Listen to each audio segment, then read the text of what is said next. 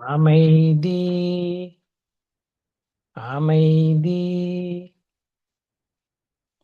கைகளை அதிக ஓசையின்றி தேய்த்து கண்கள் வைத்து பின் முகத்தை தடவி இரு கைகளையும் தலைக்கு மேல் தூக்கி ஒரு ஆழமான மூச்சு இழுத்து விட வேண்டும்.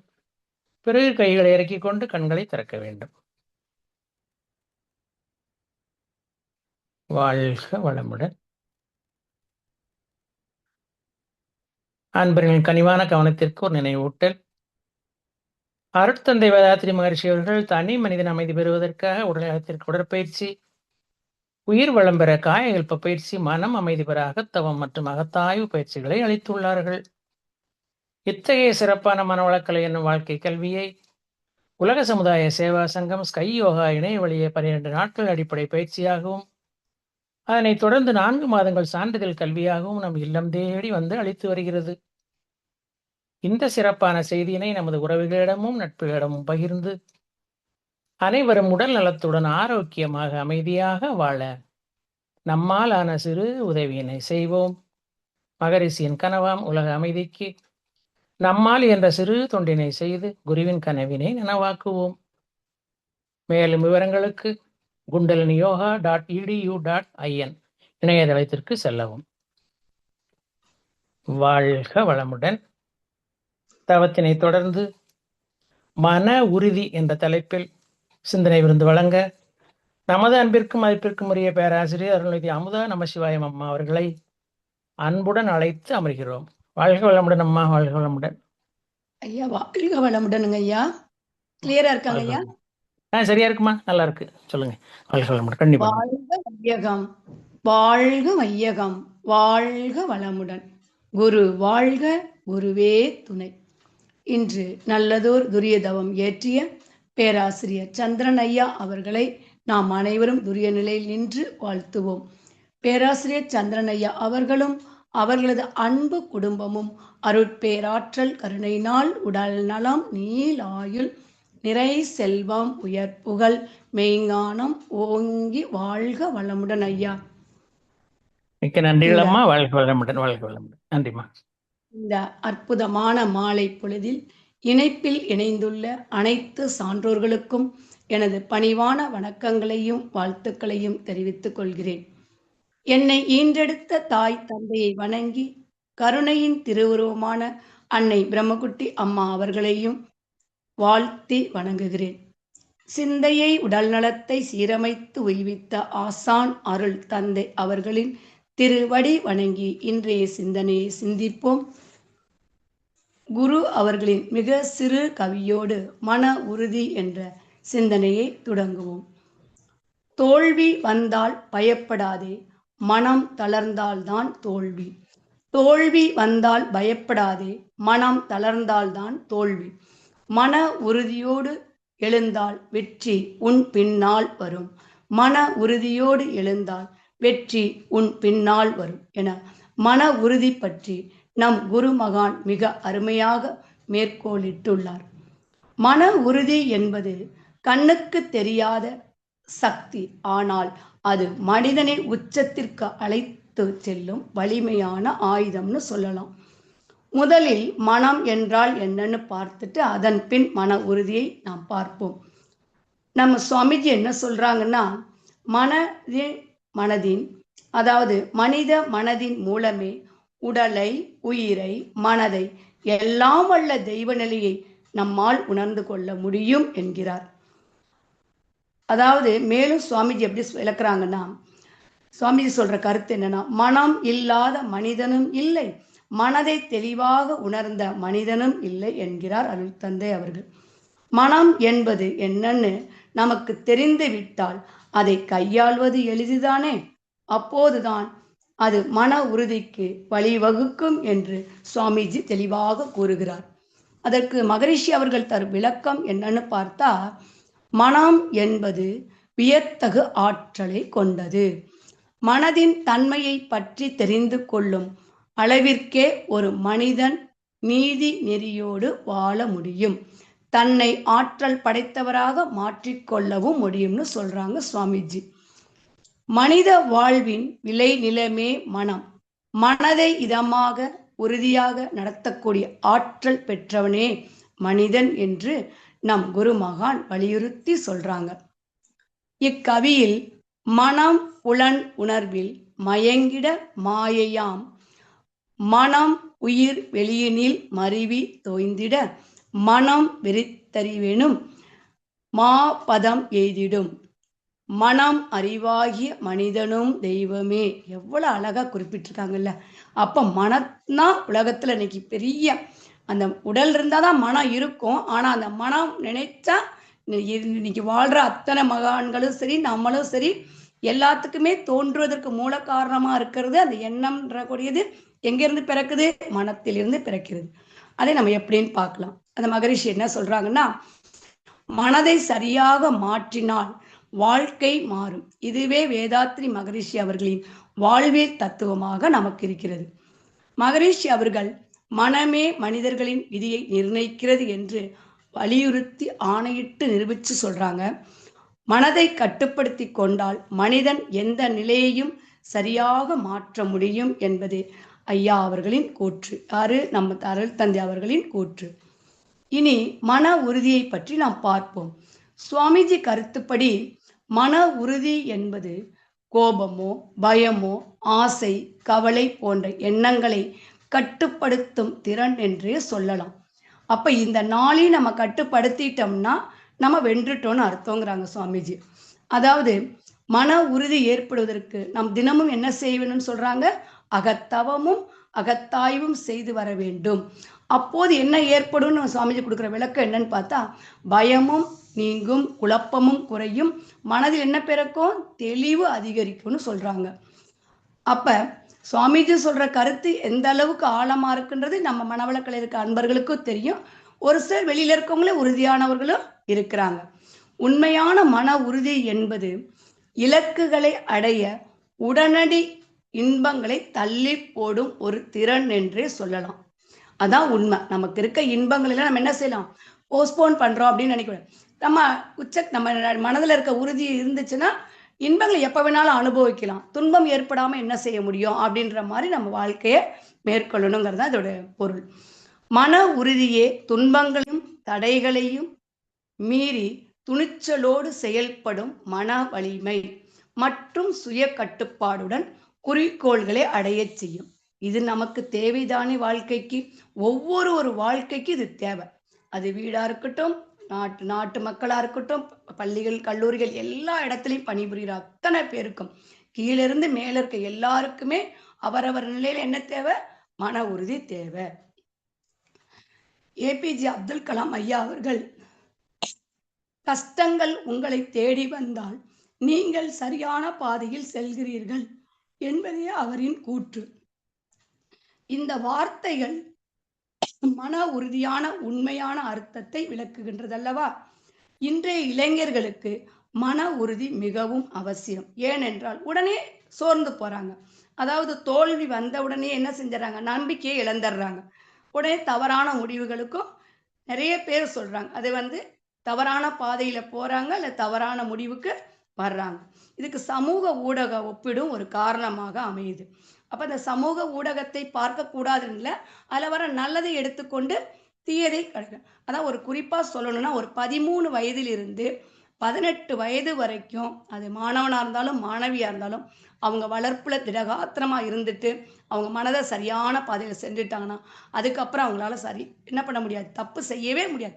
செய்யுன்னு யாரும் தூண்டுனா கூட அவங்க செய்ய மாட்டாங்க. ஏன்னா அந்த பருவம், டீனேஜ் பருவம், அந்த ஹார்மோன் சேஞ்சஸ் வரும் பொழுது இந்த மாதிரி ஒரு தவறுகள் வரும். அந்த உறுதியற்ற தன்மை இருப்பாங்க. எந்த உறுதியை? மன உறுதி. அப்ப அந்த ஸ்டேஜில் அவங்களுக்கு ஒரு சரியான கைடன்ஸ் கிடைக்கணும். அதனாலதான் சுவாமிஜி 14 வயதில் நிரம்பிடுச்சுன்னா மனவளக்கலையில கொண்டு வந்து சேர்த்துருங்க. இன்னைக்கு ஆலியார்ல கிட்டத்தட்ட அந்த மே மாதம் நடக்குது இல்லைங்க ஸ்டூடெண்ட்ஸ் கேம்ப், அவங்க ஃபீட்பேக் கொடுக்குறதெல்லாம் கேட்கும்போது அவங்கள எவ்வளோ மாற்றிருக்குன்னு நம்மளால சொல்ல முடியும்.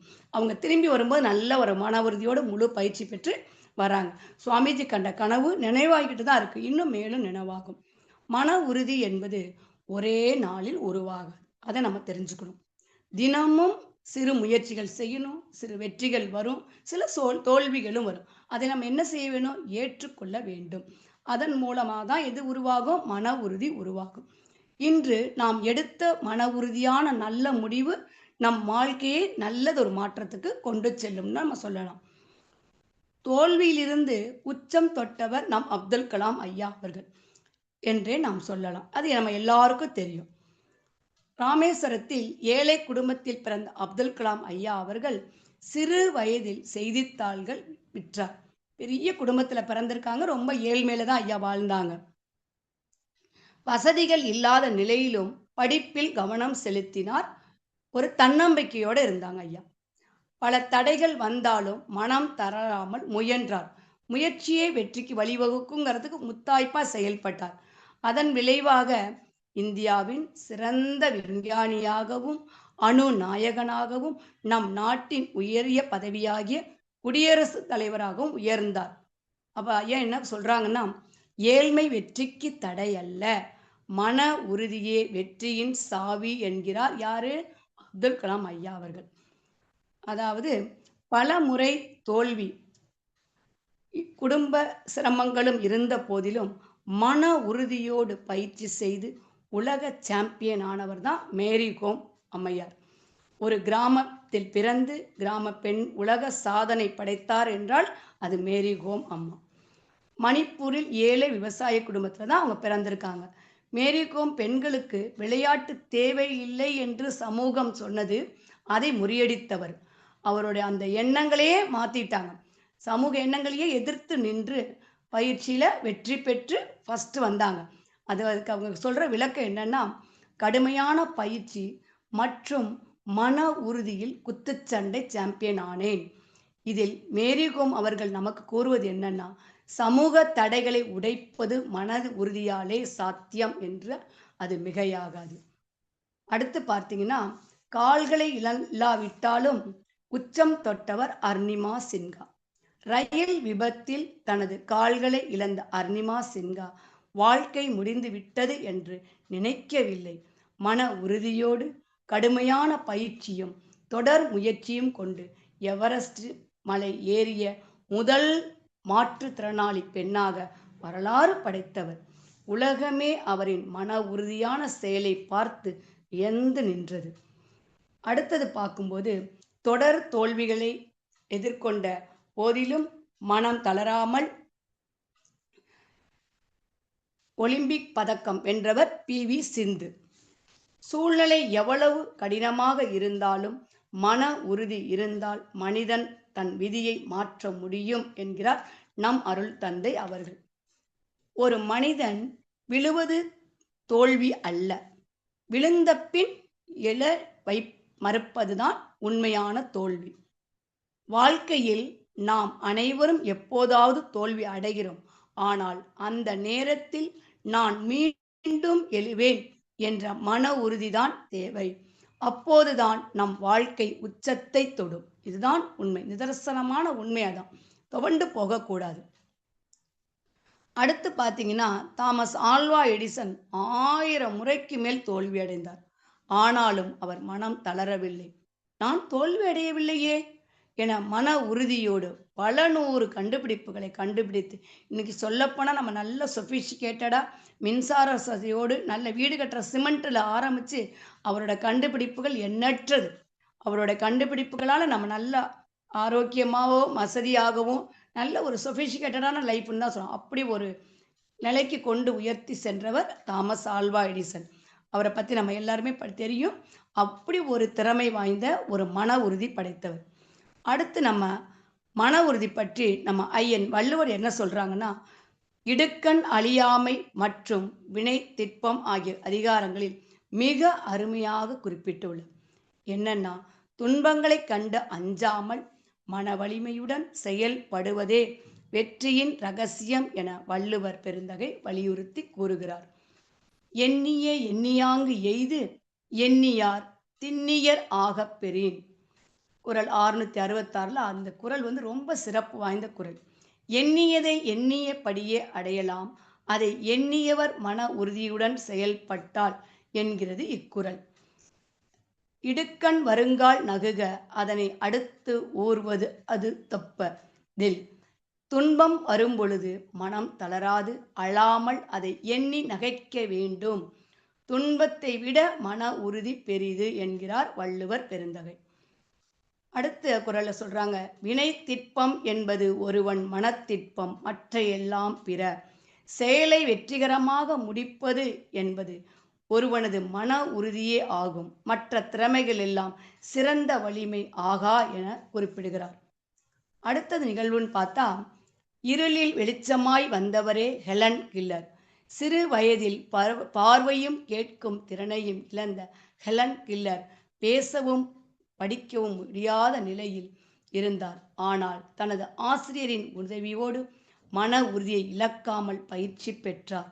அதன் பொருட்டு உலக புகழ் பெற்ற எழுத்தாளர் ஆனார் மற்றும் சமூக பேராளியாகவும் மாறினார்.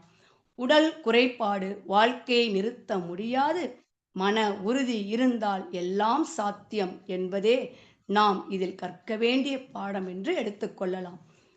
நாங்கள் யோகா பயிற்சி கொடுக்க அரசு மேல்நிலை பள்ளிகளுக்கு சென்று வருகிறோம் ரொம்ப ஆண்டுகளாக.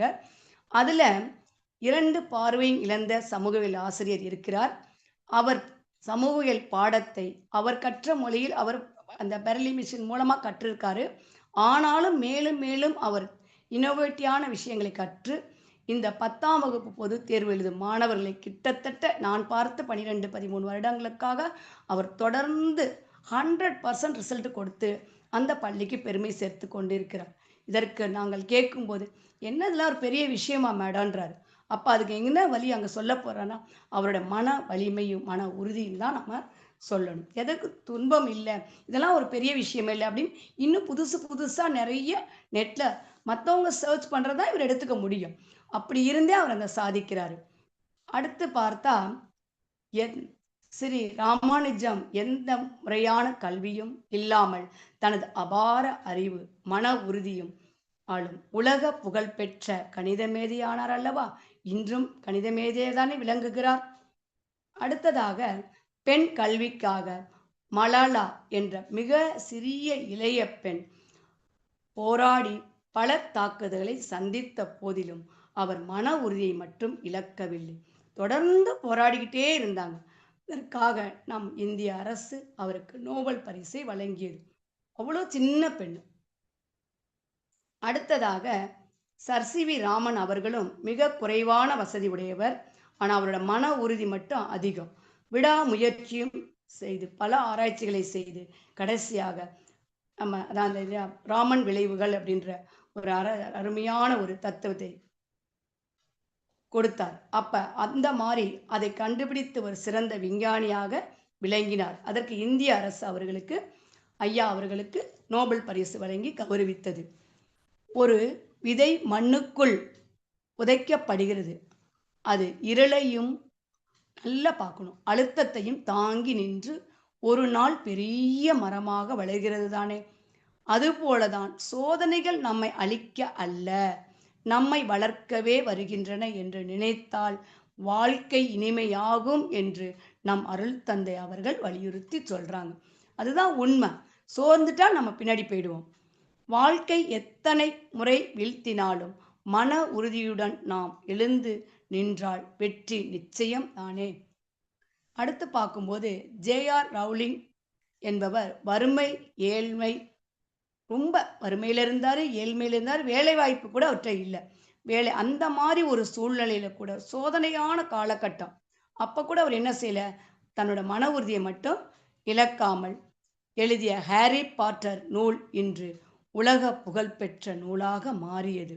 இதற்கு என்ன காரணம்னு நம்ம நினைக்கிறோம்? மன உறுதியுடன் தொடரும் முயற்சியே உண்மையான வெற்றியின் ரகசியம்னு ஐயா சொல்றாங்க இல்லையா. ஏன்னா நம்ம எதையுமே முடியும் எஸ் ஐ கேன்.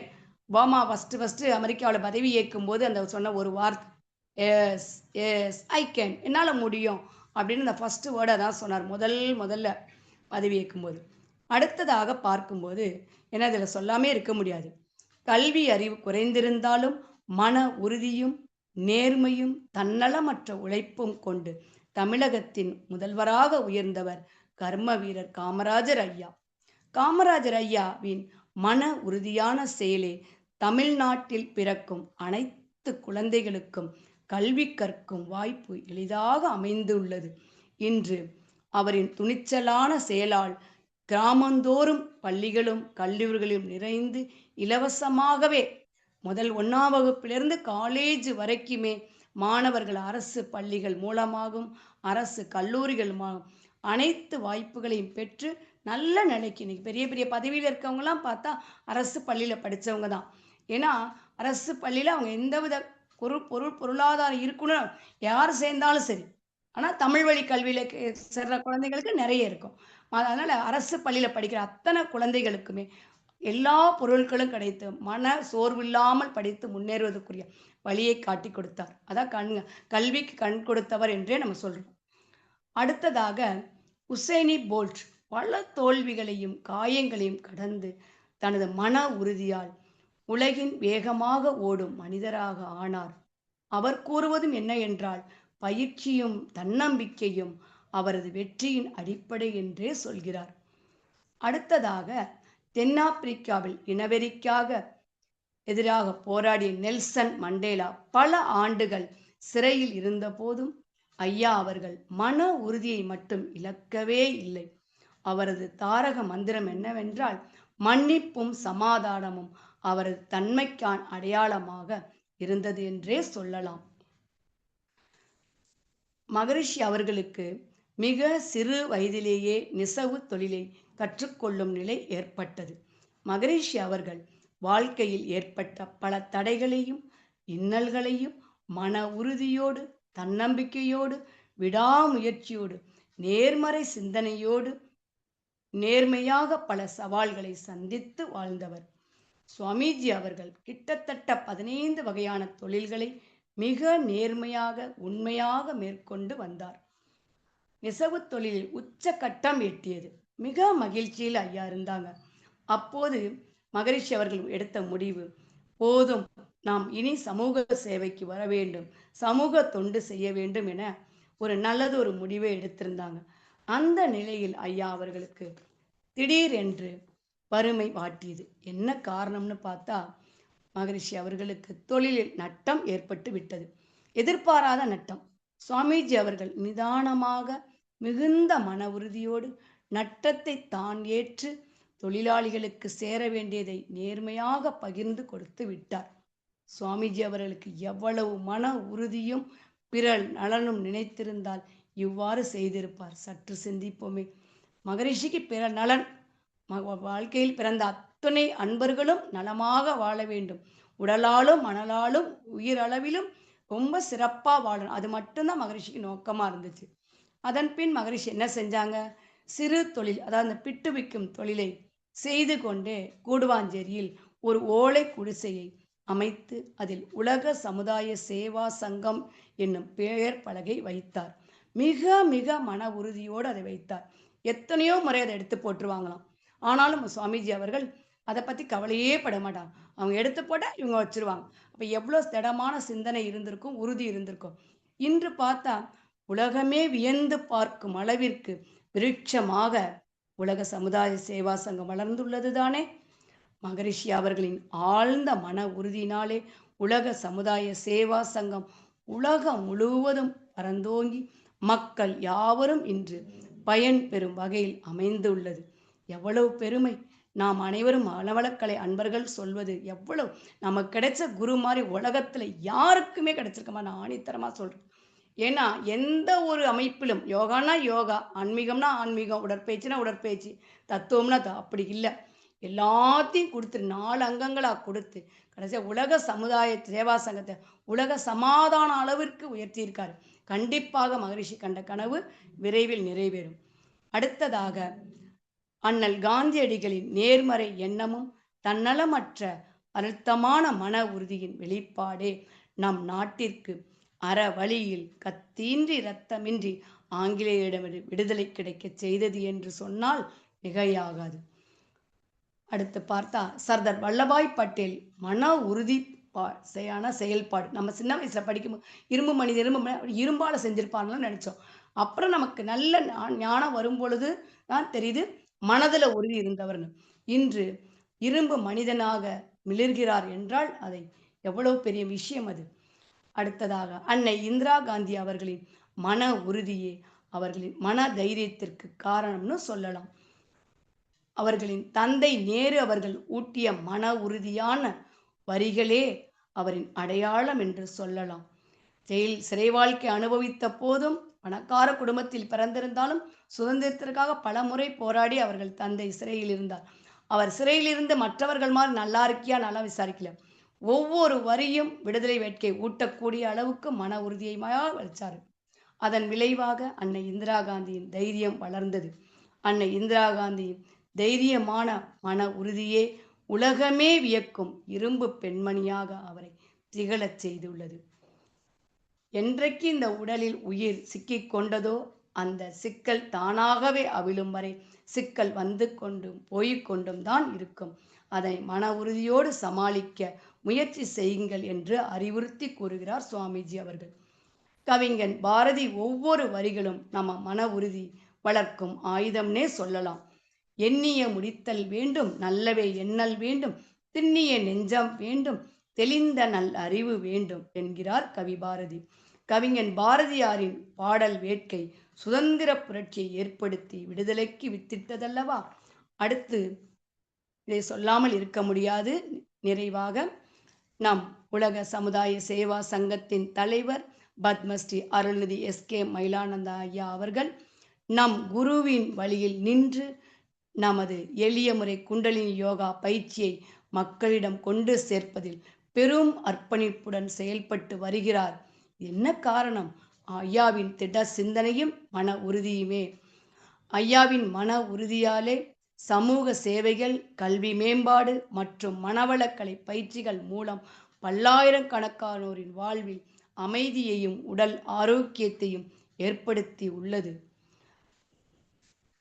ஐயா மகரிஷி அதாவது எஸ்.கே. ஐயா அவர்களின் அசைக்க முடியாத மன உறுதியான சமூக சேவையை பாராட்டி இந்த ஆண்டு நடைபெற்ற குடியரசு தின விழாவில் நமது இந்திய அரசு எஸ்.கே. ஐயா அவர்களுக்கு பத்மபூஷன் விருதினை வழங்கி சிறப்பித்து உள்ளது. இது நமது உலக சமுதாய சேவா சங்கத்திற்கு கிடைத்த பெரும் மதிப்பே. நிறைவாக உலகில் பெரிய சாதனைகள் செய்தவர்கள் அனைவரும் முதலில் பெரிய சவால்களை சந்தித்தவர்களே. மன உறுதி என்பது வெறும் பிடிவாதம் அல்ல, அது பொறுமை, தன்னடக்கம், கருணை ஆகியவற்றுடன் கூடிய உறுதியான மனநிலையே. இப்படிப்பட்ட மனநிலையே மனிதனை உயர்ந்த நிலைக்கு அழைத்து செல்லும் என்று நம் அருள் தந்தை வேதாத்ரி மகரிஷி அவர்கள் கூறுகிறார். மகரிஷி அவர்கள் உடல் ஆரோக்கியம் எவ்வளவு முக்கியமோ மன ஆரோக்கியமும் அதே அளவுக்கு முக்கியம்னு சொல்றாங்க. மனம் அது செம்மையானால் மந்திரம் ஜபிக்க வேண்டா என்பார்கள். உறுதியான மனம் கொண்டவருக்கு உலகம் வசப்படும். எத்தகைய இடர்பாடுகள் வரினும் தளராத மன உறுதியை கொண்டு உழைத்தால் வாழ்வில் உயரிய சிகரங்களை எட்டலாம் என கூறி இச்சிந்தனை நிறைவு செய்கிறேன். வாய்ப்பு வழங்கிய அனைத்து வேதாத்ரி அன்பர்களுக்கும் மனமார்ந்த நன்றிகளை வாழ்த்துக்களாக கூறுகிறேன். இதுவரை செவிமடுத்த அனைத்து நல்ல அன்பு உள்ளங்களுக்கும் நன்றி பாராட்டி தெரிவித்துக் கொள்கிறேன். இன்னல்களை இணைப்பில் இணைந்துள்ள அனைத்து அன்பர்களும் அருட்பேராற்றல் கருணையினால் உடல் நலம், நீலாயுள், நிறை செல்வம், உயர்ப்புகள் மெய்ஞானம் ஓங்கி வாழ்க வளமுடன் என வாழ்த்தி மகிழ்கிறேன். வாழ்க வளமுடன் ஐயா. வாழ்க வளமுடன் அம்மா, மிக்க நன்றிகள். மிக சிறப்பான ஒரு உரை. மன உறுதி நம்ம குருவினுடைய கவியில ஆரம்பிச்சு மன உறுதி இருந்தா தான் மன உறுதி இருக்கும்போது வெற்றி உன் பின்னால் வரும். அது ரொம்ப நல்ல அருமையாக, அதாவது வெற்றியை தேடி நாம் செல்ல வேண்டியதில்லை, அது நம்மை தேடி வரும் அப்படின்னு இல்லை ஓப்பனிங்ல ஆரம்பிச்சிங்க. ரொம்ப நல்லா இருந்துச்சு. அது மட்டும் இல்லாம அதாவது மனசு பற்றி ஒரு டெபினிஷனும் நிறைய விளக்கம் கொடுத்தீங்க. மன உறுதிக்கு என்ன பண்ணணும் அப்படின்னா மகானுடைய மகத்தான பயிற்சிகள், உடற்பயிற்சி, தவம் மற்றும் அகத்தாய்வு செய்யணும். அது ரொம்ப ரொம்ப அவசியங்கிறது சொல்லிங்க. அது மட்டும் இல்லாம நமது ஜனாதிபதி அப்துல் கலாம் அவருடைய வாழ்க்கையில் ஆரம்பிச்சு நமது தலைவர் எஸ்.கே.எம். ஐயா அவர்களுடைய மன உறுதியும் திட சிந்தனை எந்த அளவுக்கு இன்னைக்கு அவரை உயர்ந்த நிலையில கொண்டு போய் வச்சிருக்கு அப்படிங்கிறதையும் ரொம்ப சிறப்பாக சொன்னீங்க. இன்னைக்குள்ள அதாவது காமராஜர் கர்ம வீரர் காமராஜர் அவருடைய முயற்சியில என்னெல்லாம் பண்ணினாரு, கல்விக்கு கண் கொடுத்தவர்னு சொன்ன மாதிரி அது நிஜமாவே உண்மைதான். அது மாரி இன்னைக்குள்ள தலைப்புக்கான ஒரு ஹைலைட்டே என்னன்னா, நீங்க சொன்னதுலருந்து புரிஞ்சுக்கிட்டது நாங்க, வெற்றி தோல்விகளை ஏற்றுக்கொள்ளணும் அப்படின்னீங்க. ரொம்ப சிறப்புமா. வாழ்க வளமுடன். மிக்க நன்றிகள். வாழ்க வளமுடன். வாழ்க நன்றிங்கய்யா. வளமுடன். வாழ்க வளம். நன்றிங்கய்யா.